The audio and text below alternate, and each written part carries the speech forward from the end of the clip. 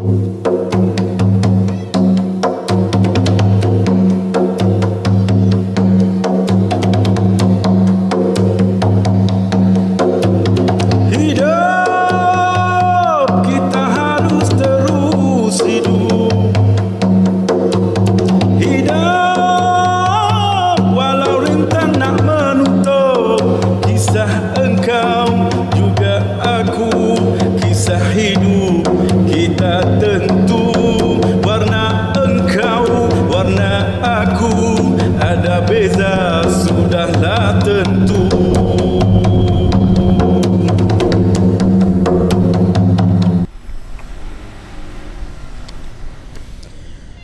Assalamualaikum warahmatullahi wabarakatuh. Jumpa kembali di dalam segmen Bual Bicara Bono Raizu. So, Alhamdulillah, hari ni hari Jumaat, tenang. Cuma bunyi gerudi je kuat kat sana. So, konten Bon pada kali ni tidak lain tidak bukan Bon nak bawa korang untuk menemu bual dengan salah seorang tekong. Pakcik ni dia adalah nelayan, seorang nelayan. Jadi dia akan berkongsi dengan kita tentang pekerjaan beliau lah. Jadi konten Bon kali ni bersahaja saja, biasa-biasa, tak ada konten gam, isak dadah ke apa, tak ada. Bon pun tak tahu nak cakap apa ni. Abang seorang ya? Tu je lah. Serabut ni. Okey lah. Hidup walau rintang nak menutup kisah engkau juga aku, kisah hidup kita tentu. Warna engkau, warna aku, ada beza sudahlah tentu.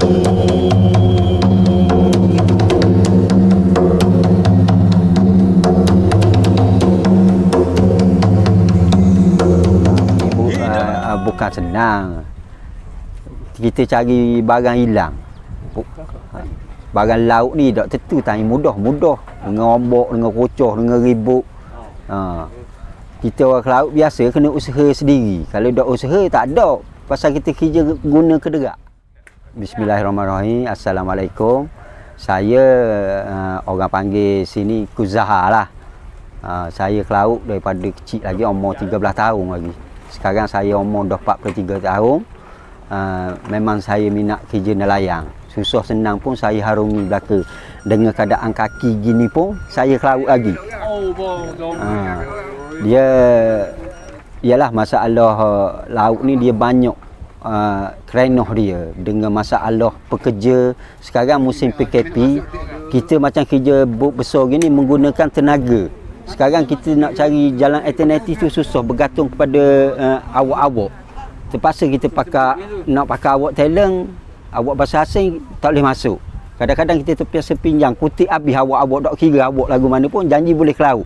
Pasal nak sara hidup. Kalau kita tak cari makan, tak ada. Bermakna kita kerja ni bukan katakan gaji tetap, tak ada sara hidup lain. Bermakna terpaksalah kita tepuh lagu mana pun. Kita tengok sekarang bot yang besar-besar ni dah banyak mana dah terbekalan bertahun-tahun. Kerana masalah pekerja tak ada. Macam bot kecil tak apa, dia boleh kerja seorang dua orang je. Kita ni nak memerlukan tenaga pekerja ramai. Itu kita minta jasa baik kerajaan cari jalan alternatif untuk generasi yang baru nak naik ni. Macam mana cara nak suruh hidup Pukat Ceruk kembali.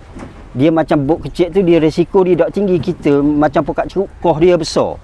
Bermakna semua sumber pendapatan kita nak cari barang di laut. Bermakna kalau hasil ikan pendapatan tu tak ada lah kita. Kokek pun tak tahan nak tanggung pekerja ni. Ialah masalah ikan ni maha murah, dia bergantung kepada hasil laut. Kalau ikan tu banyak, harga dia automatik dia turun. Tapi harga atas pasar dia tetap maintain. Pasal dia ikan dia tak macam kita nelayan. Pasal kita ada melalui orang tengah.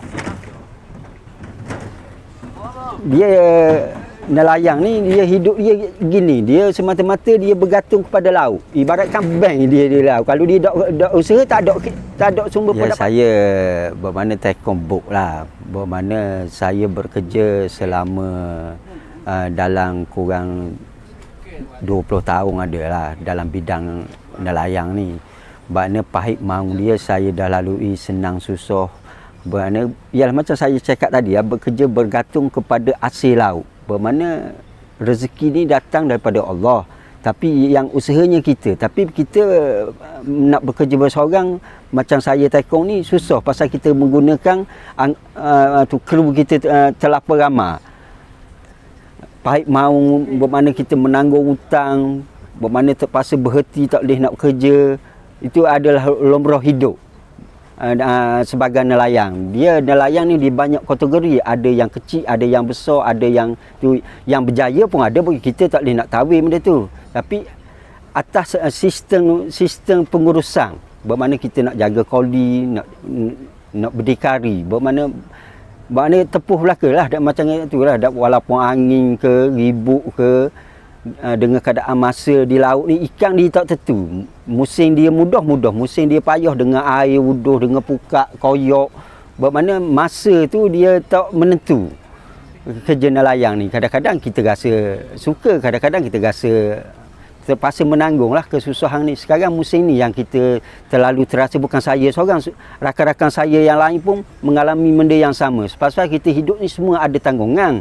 Bermakna kita nak harap bergantung kepada kerajaan semata-mata pun tak boleh. Tapi kita nak cari satu jalan alternatif, macam mana nak memajukan nelayan yang besar ni untuk terus berkembang. Pasal ini dia satu sumber ekonomi untuk negara. Ini bot saya bawa 4481.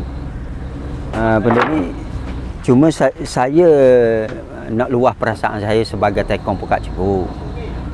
Kita hasil kita untuk membiakkan ikan, kita terpaksa menggunakan unjang untuk ikan itu berbiak. Tapi yang tak tahannya, kita buang hari ni minyak, kita buang hari ni unjang.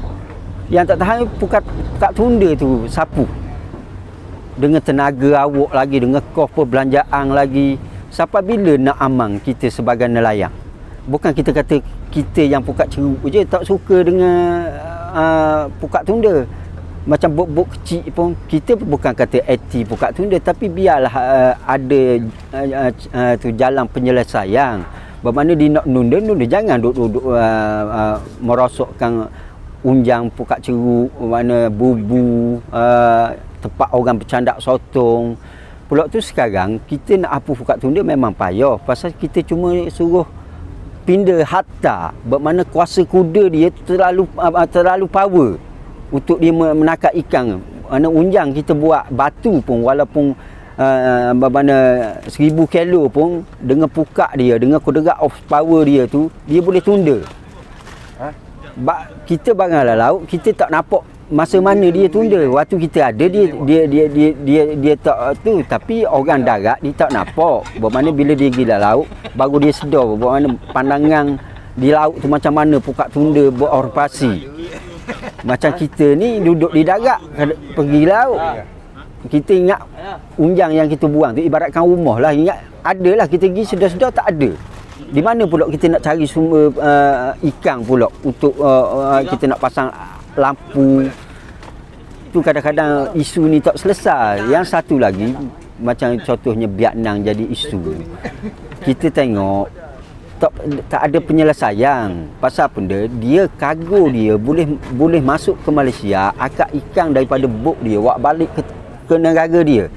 Bermakna tak ada ke satu jalan alternatif. Bermakna kita sekat kargo dia jangan masuk ke perairan kita. Bermakna dia tangkap ikan, dia balik dengan sendiri macam kita. Bermakna kita duduk di laut 2 malam, 3 malam, semalam kita masuk. Pasal kita perlu ada bekalan minyak, air batu. Macam dia kargo dia supply, dia boleh duduk berbulan-bulan, bertahun-tahun. Cuma dia rolling pekerja dia je daripada laut. Itu kita kadang-kadang bermasalah dengan laut. Kalau kita terbiar gitu, laut kita akan jadi macam padang pasir suatu hari nanti. kita nak pergi laut dengan alat kita, bermakna tak padang, pula tu kita nak masuk perairan orang, kita takut. Negara jiran, contoh Indung, kadang-kadang bot kita kena takak dia. Lepas tu jadi kita terpaksa main perairan kita je. Macam bahasa asing dia bebas di negara kita. Lepas tu kita heran macam mana benda ni boleh berlaku. Tak akan selesai lah. Satu lagi, kita sebagai nelayan, kerajaan pun ada bantu sara hidup. Tapi sara hidup pun yang tak ada kat nelayan, dia walaupun nelayan, dia tak dapat duit tu. Pasal nelayan ni kita kata bukan kerja tetap. Dia nelayan ni orang bila laut bergelora, dia terpaksa cari kerja darat. Tak kira lah kerja apa pun. Bermakna kerja tukang rumah ke apa ke, nak cari perbelanjaan. Tapi bila laut tu tenang apa, dia pergi ke laut balik. Tapi yang masalah sekarang macam saya, macam anak-anak buah saya, dia ada kad nelayan.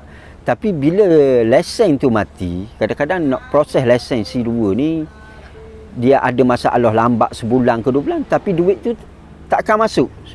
Pasal dia nak ada kad nelayan, nak ada pengesahan visa boat tu, bermakna sign daripada token majikan tu lah.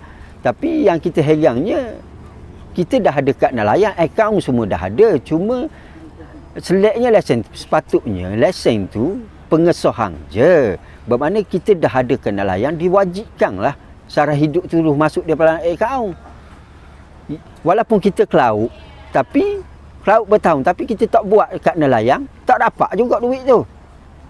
Tu yang jadi masalah. Macam saya dah setahun dah pekerja saya kerana masalah lesen apa gini, lambat tukar nama apa. Lesen tu jadi nak buat tu jadi payah.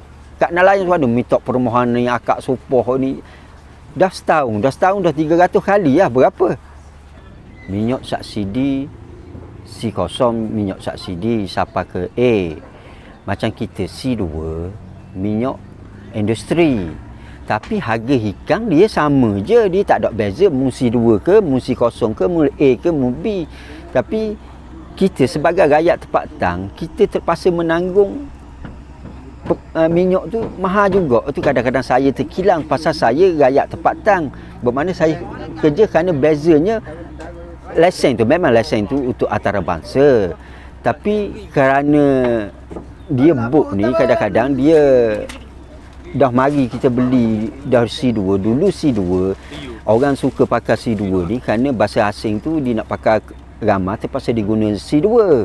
Jadi dulu orang tak kisah kerana minyak tu dia harga sama selari. Sekarang dia ada minyak subsidi dengan minyak industri. Bermakna minyak industri dia ni RM2.35 tak silap. Bermakna C0 RM1.6 lah. Itu jauh perbezaan kos perbelanjaan kita sebagai pekat ceruk ni. Bermakna minyak, air, semua alat kita tanggung. Perbelanjaan tu bukan token tanggung. Token dia standby duit je. Kos tu kalau kita tangkap ikan di laut tak dapat, bermakna token kena tanggung dulu perbelanjaan tu. Kita terpaksa menanggung. Tapi kalau kita dapat pulangan tu, kita bayar semua perbelanjaan tu. Token cuma mengeluarkan alat dia je. Lepas tu kita kadang-kadang beza je pendapatan kita dengan minyak ni, dah beza dah situ. Bermakna kita kerja dalam sebulan tu kadang-kadang minyak 450,000. Untuk minyak saja tak masuk kos lain lagi, barang makan lagi ni. Dah gaji koli kita kadang-kadang 25 orang. Nak cabut belanja lagi, kadang-kadang pening mikir. Pula tu awak lah ni tak macam dulu lah. Dulu senang nak cari awak, sekarang memang susah awak. Bermakna awak, yalah orang tempatan bukan dia nak nelayan sangat, kerja darat banyak. Jadi macam kita ni yang minat nelayan ni, terpaksa cari jalan nak kerja macam mana, nak suruh hidup juga. Orang lain dia tak terasa pasal kita pakai pekerja ramah. Nak kerja seorang tak pedang. Ni abuk-abuk. Kalau buka koyok bukan senang. Kalau 2 orang nak buat kerja tu dengan alat buk sangat, pakai robot sekarang. Kalau nak tarik 2 orang tak naik bukan. Sebab yelah kita nak maju, bermakna kenalah cari jalan alternatif untuk semua pihak boleh merasa cari jalan untuk, yalah nak bekerja ni. Kalau nelayan semua tok ke laut, bermakna orang darat pun kita rasa tak boleh makan ikan. Sekarang dengan pekerjaan sekarang, dengan kos perbelanjaan tu, macam saya cakap tadi, minyak dah mahal. Barang pun naik, tak semestinya ikan naik, barang darat pun naik. Itulah macam kita nelayan, memang kita bila ikan tu harga tinggi, kita pun boleh menampung kos perbelanjaan tu sikit. Masalah sekarang ikan, macam saya cakap tadilah, dia bergantung kepada hasil laut. Dia ikan, dia kadang-kadang dia banyak, dia akan ikan di komplek, di pasar borok, macam kita orang nelayan ni, bila ikan banyak, dia harga turun serta-merta. Yang ikan naiknya atas tok peraih tu, dia sifat menega, ada pasaran dia. Macam contohnya sekarang kita makan nasi di kedai. Sekarang kadang-kadang ikan kotor, tapi harga sama dengan ikan fresh. Macam kita nelayan, bila kita pergi makan, kita kenal ikan ni ikan kotor ke, ikan baru ke, ikan fresh ke. Bermakna kalau harga tu mahal dengan harga ikan fresh, kita tak pertikaikan. Ni masalah ikan kotor tu sama dengan harga ikan fresh. Pasal yang untung sekarang macam pembeku ikan ni, dia untung. Bermakna dia beli dengan kita RM5 sekilo contoh. Dia beku ikan tu, dia boleh simpan berbulan-bulan, bertahun-tahun. Pasal ikan di laut ni bukan setiap ada. Bila ikan di laut kurang, terpaksa orang guna ikan ni. Nak cari jalan alternatif. Mahal tak mahal pun, terpaksa itulah. Tengok kalau ikan di supermarket, kalau kita tengok dengan mata merah pun, tapi orang beli. Tapi kadang-kadang kita orang ke laut, bila kita jual harga tinggi sikit, orang bising. Dia tak faham keadaan ikan tu dengan ikan fresh, dengan ikan dia masuk pausing lah contohnya. Sebab dia boleh simpan, pasal ikan tu dia tak rosak. Kita orang nelayan nak simpan lama tak boleh, pakai ais. Kalau tak ada ais, ikan tu buruk. Dia tak apa, dia boleh simpan dalam wak beku tu. Dia yang untungnya orang tengah tu kontrol harga ikan, bukan nelayan yang kontrol harga ikan. Nelayan cuma takak ikan, cuma atas toke, atas pasaran tu peranang dia. Kalau ikan tu mahal lah. Kalau ikan tu murah lah. Yalah, saya sebagai tekong Perak Ceru, saya luahan perasaan saya sebagai tekong Perak Ceru. Pasal kita, macam saya kata tadi, pekerja tu saya nak untuk minta daripada kerajaan cari satu jalan alternatif. Macam mana kita nak menggunakan pekerja asing ni untuk dipermudahkan. Sekarang kita faham musim pandemik COVID, tapi ialah masalah orang yang tak mengguna pekerja besar gini, dia tak ada masalah. Macam bot pacing 2 orang ke seorang, dia boleh ke laut. Macam kita dengan kerja dengan kos yang besar ni, bermakna ialah kita nak ambil bahasa asing, tak ada permit, tak boleh. Salah segi undang-undang. Tapi dah kalau dah kerja, kadang-kadang terpaksa. Pasal kita nak tanggung kos hidup kita dengan rumah sewa, dengan kereta, dengan apa yang kita ada lah. Yang berjaya tu berjaya. Macam yang baru nak naik macam mana. Kita harap kerajaan carilah jalan alternatif untuk nelayan yang nelayan ceruk dalang lah contohnya. Bukan di sini je yang terasa, seluruh Malaysia. Banyak bot terbakar lah, bot yang besar macam ni. Bermakna kalau benda ni tak dapat diteruskan, bermakna kita nak ambil ikan di laut akan berkurangan. Jadi orang luar, bahasa asing, dia boleh masuk secara haram ikut laut, pasal laut kita terbuka. Kita tak boleh nak lawan bahasa asing. Dia kerja, dia duduk di laut berbulan, dia macam satu paksa. Macam satu pengalaman saya pernah dengar cerita yang bot Vietnam duduk di laut tu, dia pakai macam seolah-olahnya awak dia tu hamba habdi. Dia ambil daripada tempat disko ke apa, mabuk, dia naik ke laut, siapa dia dia tak lah bedil ke, bermakna terpaksa kerja. Nak balik tak boleh dah. Dia tekong, dia boleh rolling 6 bulan sekali. Awak tu dia, tu kadang-kadang kita dengar berlaku banyak ada naik ke darat, bot naik ke darat, bermakna dia bunuh tekong. Dia bergaduh di laut, dia terpaksa lari ke darat nak selamatkan diri. Ni daun kelapa, kita nak buat unjang untuk ikan, macam rumah ikan lah contohnya. Ni tong ni kita guna pelapung, untuk benda ni senang kita nak pergi nampak dia punya pelapung, tong daun kelapa lah, macam-macam tu lah. Cara dia tayar tak tayar pun kadang-kadang kita pergi buang, nak suruh ikan tu lagi biak. Tapi macam saya kata tu, kadang-kadang kita berangan unjang kita ni ada sedar-sedar lagi tak ada, habis tak tahu ke mana. Tu lah Pak Tunda tu lah yang suka hangat ceroboh unjang kita. Buat bot Pekak Cerut ni kita buat operasi mana tak jauh mana, 30 batu, kadang-kadang 40 batu. Bermakna tengok keadaan pendapatan lah. Bermakna kita kalau ada barang padang dengan belanja, kita semalam mang je, kadang-kadang 2 malam. Pasal sini kita tak duduk lama Pekak Cerut kerana tak ada pula. Bermakna kita nak berlindung tu tak ada tempat. Bermakna terpaksa kita masuk balik hari, kadang-kadang 2 malam. Tengok atas pendapatan lah. Macam yang laut dalang tu dia lagi jauh, 100 batu 200 batu. Bermakna kita, orang kita ni jaranglah main laut dalang tu. Bermakna dia main perairan, bermakna kita kira pekat 30-40 batu nautika gitu. Pengalaman tekong ni bukan kata mudah. Bermakna dia nak ada juga pengalaman, nak tahu segi cara nak letak pukak, segi nak repair pukak, segi nak cari di mana tempat ikan, nak tahu GPS, nak tahu sonar. Dia ke laut sekarang dah zaman moden, bermakna atas kepandaian itu. Pula tu cuma dia pokok pakar dia nak usaha yang lebih, bermakna terpaksa berjaga sampai sehari tak tidur, nak cari, ialah cari barang hilang. Bermakna 2-30 batu sampai 5-60 batu kita duk pergi mari cari ikan ni melalui sonar tu. Makna letih lah sikit kita. Sonar tu macam mana, Bok? Dia sonar tu dia macam radar, macam TV tu lah, macam komputer tu lah, tapi dia ada kesang dia. Dulu asal dia sebenarnya untuk cari minyak, tapi mungkin dia teknologi sekarang dia ada efek dia menendi ikan tu, dia tak nampak sekor-sekor, dia ada nampak macam adalah model dia tu.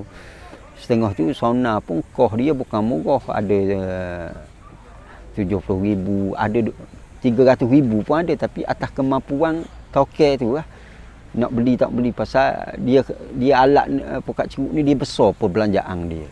Dia dah book saja, tengok contoh. Sekarang book kalau tak ada 1 juta, book baru tak boleh buat. Macam saya tunjuk pukak tadi, pukak satu toko 2,000 lebih. Dah pukak 60 toko, bukan pakai toko tu. Itu dia belanja dia besar. Itu orang petikai ikan murah, tapi masalah nelayan dia tak tahu macam mana. Time musim ikan aluh tu, mana kita terpaksa balik kosong pasal dengan air laju, dengan ni. Kalau kita letak jaring-jaring cari, ialah kalau dapat ikan tu semua orang suka. Bermakna kerja tu macam tak awak pun jadi suka. Yang masalahnya tak dapat ikan. Oh ni lari, waktu lari kita pula sebagai tekong ni jadi pening lah. Nak cari awak mana. Kau awak sekarang bukan kita boleh panggil mari. Bermakna ada perbayaran dia pula 200 orang. Bermakna dia mari ke laut 2 hari, dia lari nak buat macam mana? Kita yang menanggung. Kalau lari seorang tak apa, kadang-kadang 10. Siapa pening toke nak keluar modal. Hidup susah